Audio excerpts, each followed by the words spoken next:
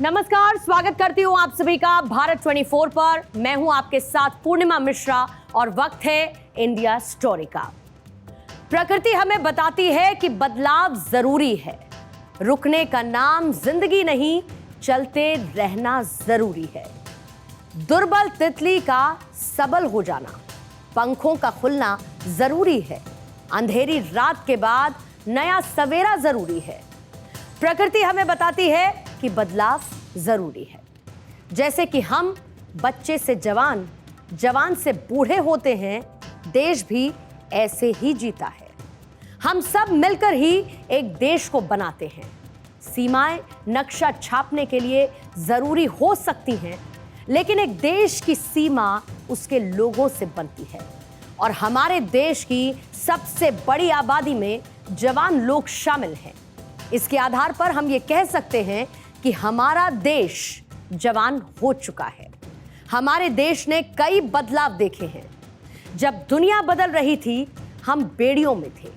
गुलामी ने हमसे हमारा वो वक्त छीन लिया। 1765 के दौरान जब फर्स्ट इंडस्ट्रियल रिवॉल्यूशन चल रहा था, दुनिया कोयला निकाल रही थी, हम कोयले की खदानों में अपना समय खपा रहे थे। 1870 के दौरान सेकेंड इंडस्ट्रियल रिवॉल्यूशन चल रहा था। दुनिया गैस की तरफ बढ़ रही थी, हम गुलामी की जंजीरों में थे। 1969 के दौरान थर्ड इंडस्ट्रियल रिवॉल्यूशन चल रहा था। दुनिया इलेक्ट्रॉनिक्स के काम में लगी थी, हम संभल रहे थे, खुद को संभाल रहे थे। आज हम जवान हैं, ताकतवर हैं और दुनिया हमारी शक्ति को समझती है। फोर्थ इंडस्ट्रियल रिवॉल्यूशन चल रहा है, हम इसे चला रहे हैं। आज हमारे देश का बच्चा आई भी कहता है, एआई भी कहता है। हमारे देश की महिलाओं को साइकिल चलानी आती हो या ना आती हो, ड्रोन चलाना आता है। सर्वाइकल कैंसर से दुनिया जूझ रही है, हम दवाई बना रहे हैं, हम बदल रहे हैं। 2013 की बात है, अमेरिका के सबसे बड़े इन्वेस्टमेंट बैंक्स में से एक मॉर्गन स्टैनली ने यह डर व्यक्त किया कि भारत की अर्थव्यवस्था ताश के पत्तों की तरह भरभरा कर गिर सकती है, क्योंकि तब भारत की अर्थव्यवस्था विदेशों से आने वाले ऐसे निवेश पर निर्भर होकर रह गई थी जो बहुत जोखिम भरा निवेश था। मॉर्गन स्टैनली ने यह आशंका जताते हुए भारत की अर्थव्यवस्था को फ्रेजाइल 5 में शामिल किया था और इसमें भारत के साथ साथ टर्की, इंडोनेशिया, साउथ अफ्रीका और ब्राजील जैसे देश शामिल किए गए और भविष्यवाणी की गई थी कि इन देशों की अर्थव्यवस्था जबरदस्त खतरे में है। आज 2024 चल रहा है। 10 सालों में वही मॉर्गन स्टैनली भारत की अर्थव्यवस्था का आउटलुक इक्वल वेट से ओवरवेट करने पर मजबूर हो गए। यानी कि आज भारत का बाजार दुनिया भर के लिए निवेश का सबसे ब्राइट स्पॉट बन गया है और जमीन पर इसका असर कुछ यूं दिखता है कि दुनिया के सबसे अमीर लोगों में शुमार बिल गेट्स, दुनिया के सबसे लोकप्रिय नेता प्रधानमंत्री नरेंद्र मोदी का इंटरव्यू करते हैं। लोगों ने शायद इस इंटरव्यू को सामान्य इंटरव्यू की तरह देखा हो, लेकिन इस इंटरव्यू में जो खास बात छिपी है वो है बदलते भारत की कहानी, जिसे आज हम समझेंगे आज की इंडिया स्टोरी में। Morning. Great to see you. India is not only adapting technology, but it's actually leading the way.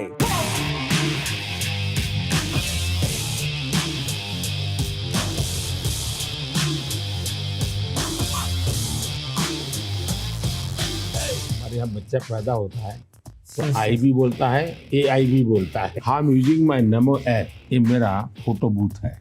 अब आप सेल्फी ले लीजिए इस पर।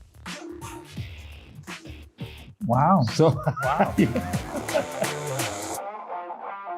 One of the themes I think India brings to technology is that it should be available for everyone. गांव में महिलाएं मतलब भैंस को चराएगी, गाय को चराएगी, दूध दोहेगी, नहीं, मैं उसके हाथ में टेक्नोलॉजी देना चाहता हूँ। मैं ड्रोन दीदी से इन दिनों बातें करता हूँ, उनको इतनी खुशी है, वो कहते हैं हमको साइकिल चलाना नहीं आता था, आज हम पायलट बन गए, हम ड्रोन चला रहे हैं।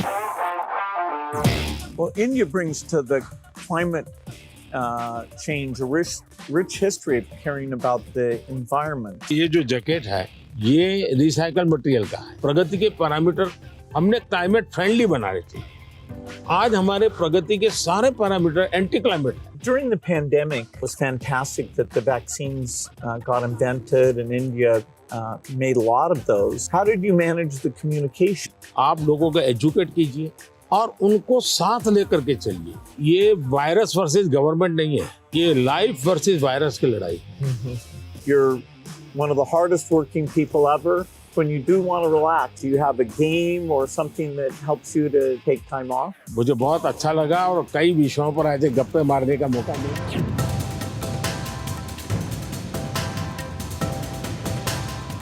प्रधानमंत्री नरेंद्र मोदी और बिल गेट्स के इंटरव्यू के कुछ खास कीवर्ड्स पर आप गौर फरमाइएगा। AI, UPI, ड्रोन दीदी, mission life, green GDP, millets, vaccine for cervical cancer. सबसे पहले बात करते हैं AI और UPI की। कभी दुनिया की नजर में जादूगरों के देश रहे भारत से निकला ये टेक्नोलॉजी का वो जादू है जिसने पूरी दुनिया को अपना मुरीद बना लिया। UPI यानी कि यूनिफाइड पेमेंट इंटरफेस ने भारत में हर दिन होने वाली पेमेंट्स को क्रांतिकारी रूप से बदल दिया है और ये वही डिजिटल पेमेंट मेथड है जिस पर विपक्ष कभी ये कहकर तंज कसता था, buy potatoes and tomatoes and pay 7 rupees 50 paisa by a credit card. कि गांव में एक सब्जी वाला डिजिटल पेमेंट कैसे लेगा, वहां पर इंटरनेट कैसे आएगा। सरकार ने अर्थव्यवस्था का मजाक बना दिया है, लेकिन आज डिजिटल पेमेंट की इसी टेक्नोलॉजी को भारत से सीखने के लिए दुनिया के कई देश कतार में खड़े हुए हैं। आज भारत डिजिटल पेमेंट्स के मामले में दुनिया में पहले नंबर पर है। साल 2017 में यूपीआई ने सालाना आधार पर 900% की ग्रोथ दर्ज की, जिससे 67 अरब रुपए के 100 मिलियन से ज्यादा लेन देन यानी कि ट्रांजैक्शंस हुए।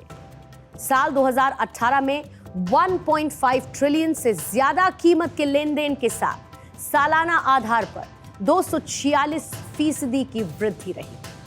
साल 2019 में 2.9 ट्रिलियन से अधिक कीमत के लेन देन के साथ सालाना आधार पर वृद्धि 67% थी। साल 2020 में 4.3 ट्रिलियन से ज्यादा कीमत के लेन देन के साथ 63% की सालाना ग्रोथ दर्ज की गई। साल 2021 आया जहां पर 5.6 ट्रिलियन के 1.49 बिलियन से ज्यादा ट्रांजैक्शंस के साथ सालाना आधार पर वृद्धि 72% की रही। एनपीसीआई के मुताबिक साल 2022 के आखिर में यूपीआई का कुल लेन देन 125.95 ट्रिलियन का रहा है और साल 2023 के आखिर में यूपीआई के कुल ट्रांजैक्शन 83.75 बिलियन है। यूपीआई और डिजिटल पेमेंट्स ने भारत के हर वर्ग की जिंदगी आसान बनाई है। आज एक बड़ा कारोबारी भी इसका इस्तेमाल करता है, एक सब्जी बेचने वाला भी, पंचर लगाने वाला भी, चाय पिलाने वाला भी, एक गृहिणी भी और कॉलेज जाने वाला एक युवा भी। डिजिटल पेमेंट सिस्टम ने भारत में कतार के आखिर में खड़े हुए व्यक्ति तक का जीवन कैसे बदला और यूपीआई ने भारत की अर्थव्यवस्था को कैसे मजबूत बनाया, इसकी कहानी भी आपको जरूर देखनी चाहिए।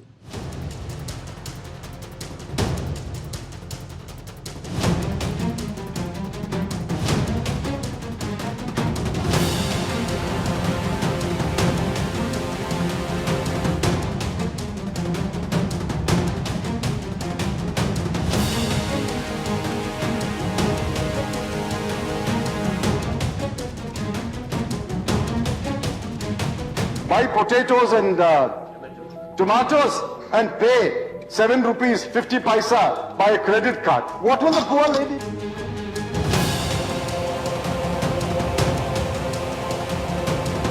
आज दुनिया का 46% real time digital transaction Bharat में होता है।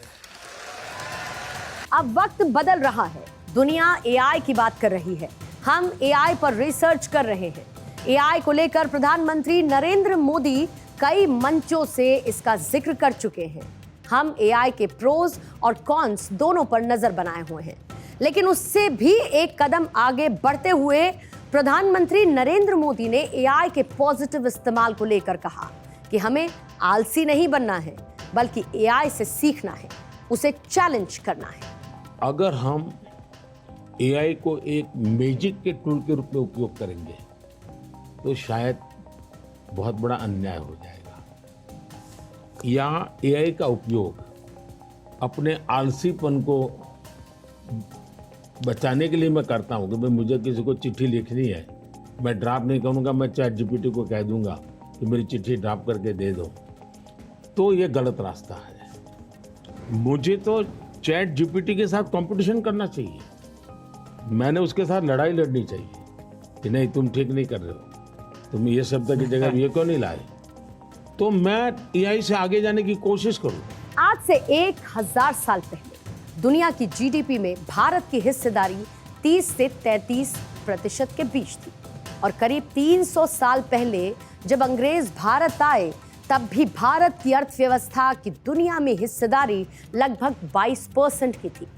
लेकिन क्या आप ये जानते हैं कि जब अंग्रेज भारत से गए तो भारत कहां पर पहुंच चुका था? 1952 आते आते दुनिया की जीडीपी में भारत की हिस्सेदारी सिर्फ 3.8% रह गई थी, और 2004 तक इसमें ज्यादा बदलाव नहीं आया। 2007 में भारत की अर्थव्यवस्था $1 ट्रिलियन की हुई, और इसमें 60 साल लग गए। पर इसके बाद कुछ ऐसा हुआ जिसे देखकर दुनिया भी हैरान रह गई।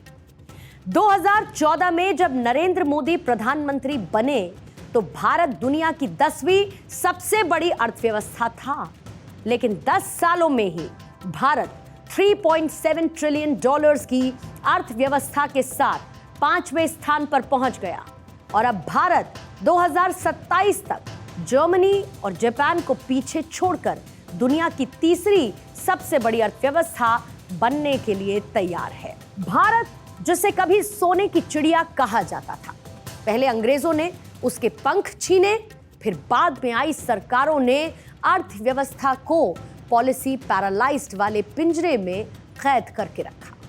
लेकिन अब भारत की उड़ान दुनिया देख रही है। इंडिया स्टोरी को 21वीं सदी की सबसे हैरत अंगेज, रोमांचक और सपनों के सच होने की कहानी के तौर पर देखा जा रहा है। लेकिन अब इसके आगे क्या? जीडीपी में ग्रैंड विक्ट्री के बाद अब बात होगी ग्रीन जीडीपी की। हर देश अपनी जीडीपी को बढ़ाना चाहता है, लेकिन नेचुरल रिसोर्सेज तो लिमिटेड है। जलवायु परिवर्तन मानवता के लिए सबसे बड़ा खतरा बन चुका है, और यहीं पर ग्रीन जीडीपी का फॉर्मूला काम आता है। ग्रीन जीडीपी वो जीडीपी है जहां पर किसी देश के उत्पाद की कीमत तय करने में पर्यावरणीय लागतों को भी ध्यान में रखा जाए, और ऐसी लागतें छिपी रहती हैं। माल बनाने वाले और खरीदने वाले इसकी कीमत भले न चुकाएं, नतीजा पूरी दुनिया को भुगतना पड़ता है। आपको COP26 की वो मीटिंग जरूर याद होगी जहां पर पीएम मोदी ने पंचामृत कार्य योजना सबके सामने रखी, और इसके तहत 5 गोल्स सेट किए गए थे, जिसमें नंबर 1 पर था 2030 तक यानी कि 2030 तक 500 गीगावाट की नॉन फॉसिल फ्यूल एनर्जी क्षमता तक पहुंचना।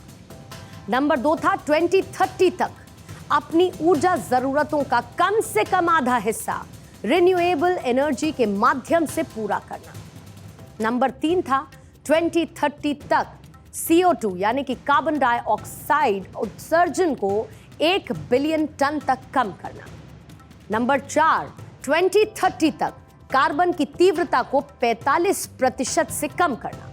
और नंबर 5 नेट जीरो, जो कि फाइनल टारगेट है, यानी कि ग्रीन हाउस गैसेस को बढ़ाने में किसी देश का नेट योगदान 0 करना। ये तो बात हुई आर्टिफिशियल इंटेलिजेंस AI यूपीआई और साथ ही ग्रीन जीडीपी की। लेकिन बिल गेट्स के साथ इंटरव्यू में पीएम मोदी ने बहुत ही विजनरी सोच को रखा, जो कि पूरी दुनिया की आधी आबादी को कवर करता है।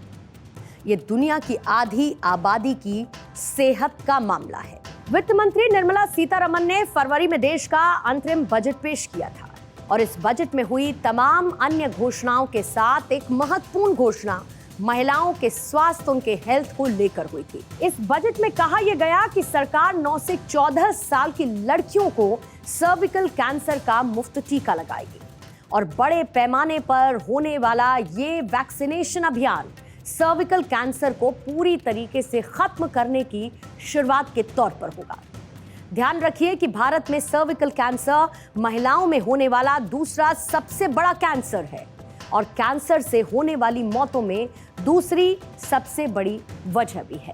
सर्विकल कैंसर क्या है, इसको आप पैसे समझिए। दरअसल शरीर के किसी भी हिस्से में कोशिकाओं का अनियंत्रित रूप से बढ़ना कैंसर है और जब ये कोशिकाएं सर्विक्स एरिया में बढ़ने लगती हैं तो सर्विकल की शुरुआत होती है। सर्विक्स एरिया यानी कि गर्भाशय का ऊपरी हिस्सा, और इसे गर्भाशय ग्रीवा भी कहते हैं।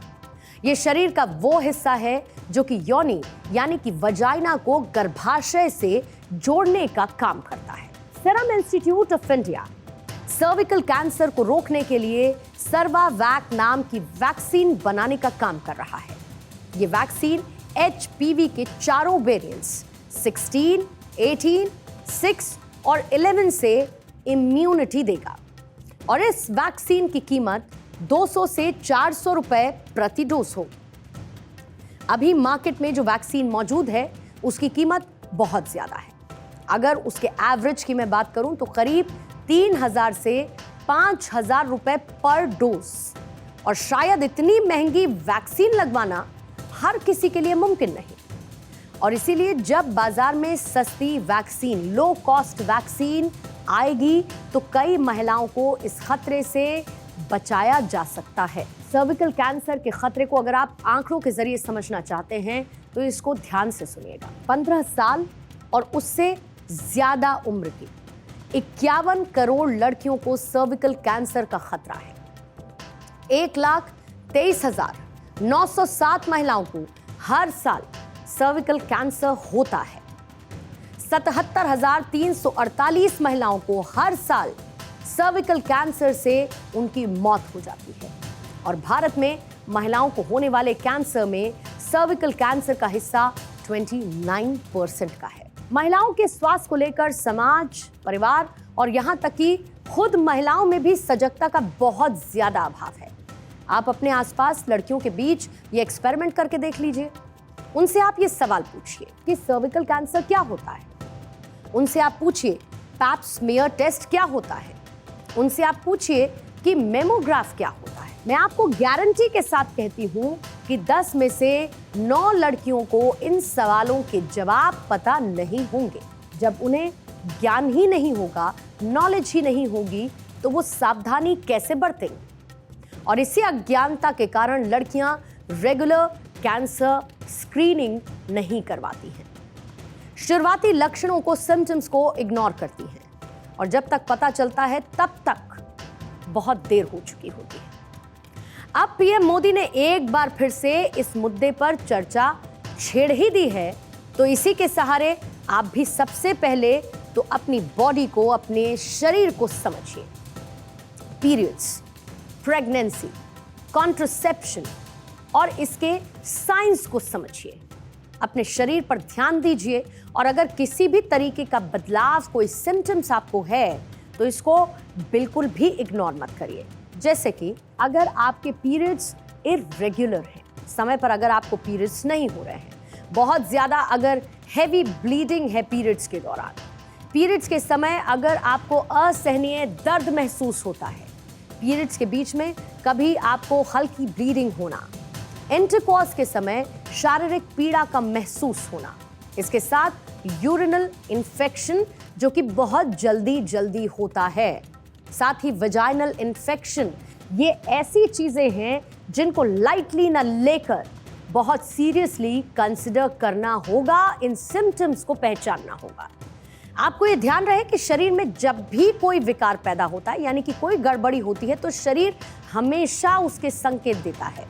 वो अलग बात है कि हम उसको पहचान नहीं पाते क्योंकि हम अपने प्रति कई दफा लापरवाह हो जाते हैं। खैर, आइए आगे बढ़ते हैं और प्रधानमंत्री मोदी के इंटरव्यू से निकले हुए एक और कीवर्ड की बात करते हैं, और वो कीवर्ड है मिलेट्स। आज जिस मिलेट्स यानी कि मोटे अनाज की चर्चा हर तरफ है, वो भारत के लिए नया बिल्कुल नहीं है। ज्वार के सबूत तो भारत में हड़प्पा सभ्यता के अवशेषों में भी मिले हैं, और अपने देश में 3000 से 5000 साल पहले से इन मिलेट्स के खाए जाने के सबूत मौजूद हैं। ये हमारे लिए, हमारे डाइजेस्टिव सिस्टम के लिए, हमारी रगों में बहते खून के लिए, हमारे एंजाइम्स और हमारे हार्मोन्स के लिए, हमारी जीभ के लिए, और सीधे मैं कहूँ कि तो हमारे डीएनए के लिए नए नहीं हैं, और हमारा शरीर इन्हें अच्छी तरीके से रिकॉग्नाइज करता है। पहले मिलेट्स को कदर यानी कि गरीबों का अन्न कहा जाता था। अब आप ये सवाल कर सकते हैं कि भाई मिलेट्स का इंडिया की ग्रोथ स्टोरी से कनेक्शन क्या है? तो आइए आपकी दुविधा को दूर करती हूं और इस कनेक्शन को समझा देती हूं। दुनिया भर में बढ़ती हुई जनसंख्या, इसके साथ ही जंग के आसार, सूखा, बाढ़ आदि की वजह से खाद्यान्न की कमी अब आम बात हो चुकी है। भारत इसमें मौका देख रहा है। भारत में मोटे अनाज का प्रोडक्शन बड़े पैमाने पर हो सकता है, और क्योंकि इसमें सिंचाई की बहुत ज्यादा जरूरत नहीं होती, इसीलिए ये खाद्य संकट का एक हल भी हो सकता है। चाहे आप मेजर मिलेट्स की बात करें या फिर माइनर मिलेट्स की, ये चावल या गेहूं से किसी भी मायने में कम नहीं, और इसमें कार्बोहाइड्रेट, प्रोटीन, कैल्शियम और आयरन यानी कि वो तमाम न्यूट्रिएंट्स जो हमारे शरीर के लिए जरूरी हैं, वो पोषक तत्व सब कुछ इसमें पाए जाते हैं। क्योंकि इन फसलों की बुआई, इनकी सिंचाई से लेकर पकने तक में ज्यादा पानी की जरूरत नहीं होती, और इसीलिए ये पानी की खपत भी कम करते हैं। वहीं भारत जैसे देश के लिए ये ज्यादा मुफीद इसीलिए हो जाता है क्योंकि देश के कुल 140 मिलियन हेक्टेयर खेती लायक भूमि में से करीब 51% यानी कि 72 मिलियन हेक्टेयर भूमि सीधे मॉनसून यानी कि बारिश पर निर्भर है। कई बार मॉनसून समय पर रहता है तो कई बार नहीं भी।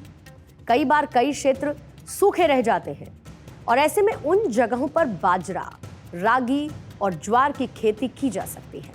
अब आखिर में बात प्रधानमंत्री के एक और की वर्ड की, वो है मिशन लाइफ, और इसका सीधा मतलब ऐसे अभियान से है जिससे पर्यावरण संरक्षण हो। इसमें हर एक इंसान अपनी जिम्मेदारी को समझे, छोटे से लेकर बड़े बड़े काम को पर्यावरण को ध्यान में रखते हुए आगे बढ़ने की कोशिश हो। आप प्लास्टिक बैग का उदाहरण ले लीजिए। हमें प्लास्टिक की थैली धड़ल्ले से इस्तेमाल करने की मानो आदत सी लग गई है, जो कि हमारी प्रकृति में जहर के समान है। मिशन लाइफ बताता है कि अगर प्लास्टिक छोड़ हम कपड़ों के थैले का इस्तेमाल करें तो बड़े स्तर पर पर्यावरण को बचाया जा सकता है। इन शॉर्ट, मिशन लाइफ का सीधा सिद्धांत है ऐसी जीवन शैली, ऐसा लाइफस्टाइल और उसको बढ़ावा देना जो कि पर्यावरण को नुकसान ना पहुंचाए। तो ये है वो कीवर्ड्स जो बदलते भारत की कहानी लिख रहे हैं, जो बदलते भारत की धमक के डिजाइनर्स हैं, और इसी कहानी के निर्माता हैं प्रधानमंत्री नरेंद्र मोदी। तो वही नायक है भारत, वो भारत जो कि दुनिया को लीड करने के लिए तैयार है। विकास की चाबी घूम चुकी है, विश्व गुरु वाला चक्का चल पड़ा है। हम वर्तमान में अपना सबसे पुराना इतिहास लिखने के लिए तैयार हैं। वो सोने की चिड़िया लौट रही है, वो वक्त लौट रहा है। अगर जरूरत है तो बस आपके साथ की।